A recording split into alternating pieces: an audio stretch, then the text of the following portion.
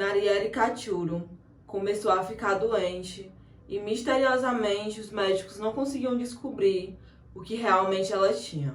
A sua mãe, sem saber o que fazer, recorreu para centros religiosos para poder tentar salvar a sua filha, que já estava extremamente debilitada. Oi pessoas, eu sou a Mika e aqui é o seu lugar seguro para falarmos de casos criminais, histórias bizarras e muito mistério. Então se tu gosta desse tipo de conteúdo, já deixa teu like no começo do vídeo. E se tu caiu aqui por acaso e ainda não é inscrito, aperta no botão de se inscrever e ativa o sininho para não perder mais nada. Caso tenha alguma sugestão de casos criminais ou vídeos relacionados, comenta aqui embaixo que em breve eu trago para vocês. E esse mês de outubro estamos tendo especial de Halloween, onde engloba crimes de Halloween e outras histórias. Estão acontecendo todas as terças e sextas, às 8 horas da noite, e aos domingos, às 2 horas da tarde. Agora, sem mais falação, vamos para o vídeo de hoje.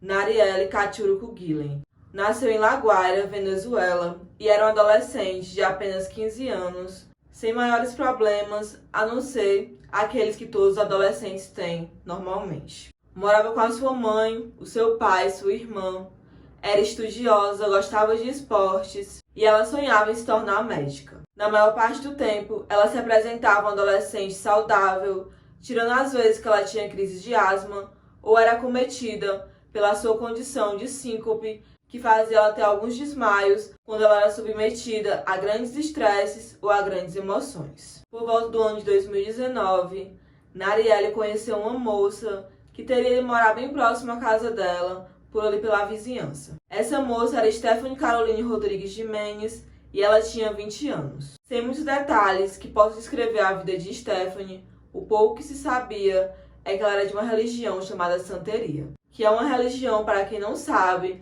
que tem suas raízes na religião Irumbá, que é uma religião dos povos indígenas das Américas. Os rituais são muito similares ao candomblé aqui no Brasil, que acontece com ilês ou casas de santos, que é geralmente onde os sacerdotes vivem. Então, em pouquíssimo tempo, Narielle e Stephanie se tornaram grandes amigas e viviam grudadas. E juntas, gostavam de tirar muitas selfies e postar nas redes sociais. E aparentemente, elas mostravam se dar muito bem. Narielle, mesmo tendo sido criada nos ensinamentos do catolicismo, chegou a acompanhar Stephanie à praia para que ela pudesse realizar os seus trabalhos na sua religião de santeria. Ela não participava e também não se importava que Stephanie estivesse fazendo aquilo, pois ela queria apenas ficar do lado da amiga e passar o tempo com ela. Stephanie também começou a frequentar a casa de Narielle, mas aparentemente a mãe de Narielle não gostava muito da Stephanie por conta da sua religião. Mas Stephanie, por muitas vezes, forçava uma situação, chamando até mesmo a mãe de Narielle de mãe. Mesmo com tudo isso, ela continuava frequentando a casa da menina e chegava por muitas vezes dormir lá. E foi uma dessas noites que a mãe da Narielle não estava em casa, que ela foi dormir lá. Aparentemente, pelo que eu andei pesquisando, a mãe de Narielle foi fazer uma espécie de plantão e acabou dormindo fora de casa.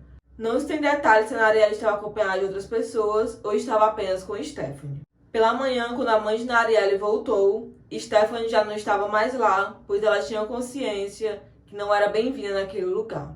Imediatamente, quando a mãe de Narielle colocou os pés dentro de casa, avistou uma pulseira bem no pulso da sua filha. Essa pulseira era uma pulseira da religião de Stephanie, a santeria. A mãe, mesmo sabendo do que se tratava, questionou Narielle sobre o que seria aquilo e quem teria dado aquilo para ela.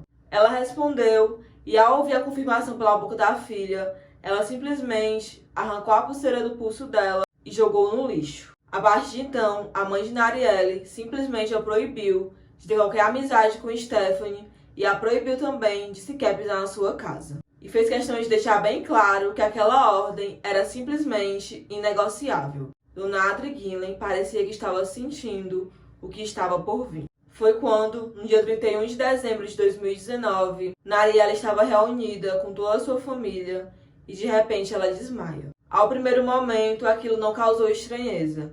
Como eu falei para vocês, ela tinha aquela condição de síncope e para eles ela desmaiar já era uma coisa natural. Porém, o evento que se seguiu após esse desmaio não foram iguais a todos os outros. Narielle acordou totalmente esquisita, com uma força fora do comum, não conseguindo sequer formular uma palavra, falando pouquíssimo. Ela estava completamente com um comportamento fora do habitual, pois ela chegou até mesmo a apresentar um nível de agressividade muito alto. A partir desse dia, ela passou até mesmo a recusar as refeições. Então, a situação dela piorando e ela não querendo se alimentar, ela foi levada para o hospital. Chegando lá, ela foi apenas diagnosticada com um quadro de desidratação, mas não era tão grave. Ela foi colocada no soro, já que ela não estava se alimentando, mas nada mais do que isso que ela tivesse, e a mãe levou ela de volta para casa. Enquanto isso, o caso dela estava se agravando e a Adri estava ficando totalmente preocupada a cada dia que passava. Então, com a esperança de salvar a filha, ela leva ela para a igreja evangélica. Então, pelos dias 8 e 9, ela acaba levando a filha pela segunda vez ao médico, onde, mais uma vez, ela não teve nenhuma doença diagnosticada. Então, a Adri, sem saber o que fazer para salvar a filha mais uma vez, ela recorre a outra religião que não era o catolicismo. Dessa vez, ela leva a filha para o centro espiritual. Mas antes de levá-la, ela gravou um vídeo para mostrar a situação da filha para um homem que seria um bruxo. Eu pesei muito os pós e os contras, eu colocaria esse vídeo aqui ou não, e eu decidi por não colocar em respeito a Narielle. Mas o link vai ficar aqui embaixo e vocês podem simplesmente acessá-lo após o vídeo e lá verificar como foi a situação que ela ficou. Ela ficou no estado tão debilitado que qualquer pessoa que visse o estado da Narielle e tivesse assistido o filme de terror de exorcismo relacionaria imediatamente a Narielle, dizendo que ela estaria possuída. Então, realmente, o vídeo é muito forte e eu decidi não ter ele aqui no meu canal. Então, imediatamente, quando o bruxo viu o vídeo, ele falou aquilo que qualquer pessoa que tivesse visto o estado da Narielle falaria. Que aquilo se tratava de uma possessão e que teriam feito feitiçaria para ela. E que, segundo esse bruxo também, a pessoa que teria feito feitiçaria para ela era uma pessoa bem próxima. Ele concluiu dizendo que para ele ajudar a Narielle, ela teria que ser levada ao centro espiritual e passar 9 dias lá. E ele também disse que o caso dela estava muito grave e que não iria prometer curá-la. Então ela foi deixada lá para passar os 9 dias e tentar se livrar desse espírito maligno. Mas não se tem detalhes se ficou a mãe ou o pai ou algum responsável com Narielle. Mas o que se sabe é que ela passou por vários rituais, que incluía até mesmo banhos de rios pela madrugada. Nessa parte existem 2 versões. A primeira é que Narielle estava no meio de um ritual, seu pai estava presente e ela acabou tendo uma parada respiratória e morrendo nos braços do pai. A segunda versão que eu achei nas reportagens foi que eles não estavam presentes e foram chamados para ir ao centro espiritual. E ao chegarem lá, eles foram informados que a filha deles havia morrido no meio de um ritual espiritual. Nas 2 versões, a ambulância é chamada, ela é levada, onde é comprovado realmente foi parada respiratória, pneumonia, desidratação e desnutrição. Naturalmente, a polícia foi chamada, pois era uma jovem de apenas 15 anos e eles precisavam conversar com os pais para saber o que realmente teria acontecido, já que para quem via de fora, parecia que Narielle teria sido negligenciada. Quando a polícia perguntou aos pais de Narielle o que teria acontecido, eles começaram a contar para os policiais relatos sobre espíritos malignos, possessões, rituais, e os policiais se viram um pouco perdidos. Apesar de anotarem tudo, eles não deram muita importância para o caso e meio que deixaram de lado. O dia do enterro chegou e Stephanie, que após o último encontro das duas, havia simplesmente desaparecido do mapa, aparece no enterro da garota. Lá no enterro, a família e principalmente a mãe de Narielle foi com tudo para tirar satisfações com Stephanie. Eles afirmavam categoricamente que a culpa era de Stephanie. O pai de Narielle praticamente arrastou Stephanie pelo braço para a delegacia para ela contar tudo o que teria feito para deixar Narielle naquela situação e ela vir a óbito. Ao chegar na delegacia, Stephanie foi interrogada e ela começou a contar o que ela teria feito. Ela disse que pegou roupas e objetos de Narielle e enterrou junto a um cadáver. E ela contou que na última noite que ela dormiu na casa de Narielle, ela havia preparado uma comida para a amiga, com ossos moídos e cinza, tudo de gente morta. Diz que a motivação foi porque Narielle teria se apaixonado, se interessado pelo menino que ela namorava, e ela se sentiu extremamente incomodada com isso e queria tirar a amiga do caminho, mas estava arrependida. Pelo menos nas reportagens que eu li, não se tem detalhes nenhum sobre esse rapaz, ele nunca apareceu, não tem nome, absolutamente nada.